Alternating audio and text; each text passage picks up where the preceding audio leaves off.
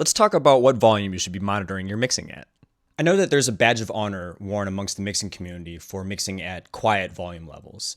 And while I'm an advocate of this in general because it helps preserve the ears, you can hear the balances better, you can hear the frequency spectrum clearer without being distracted by loudness. I ultimately want to encourage you guys to mix at all volume levels. And what do I mean by this?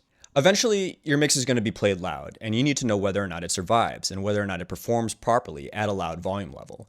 And there are certain elements of the mix that can only be properly assessed when the mix is experienced at a loud volume level, such as whether the high end is too harsh, or if there's harshness in the mix in general, whether the vocal's popping out too much, whether there's boominess in the low end.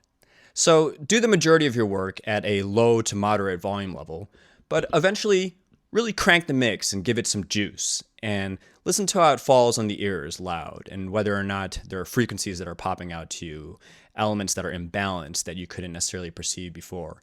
And I think you'll find that the changes that you make as a result of that loud listen playback will not only help your moderate and low level playback, but will help the mix translate to other places where people are going to be listening to the mix loud, such as the car, on PA systems, or other loud venues.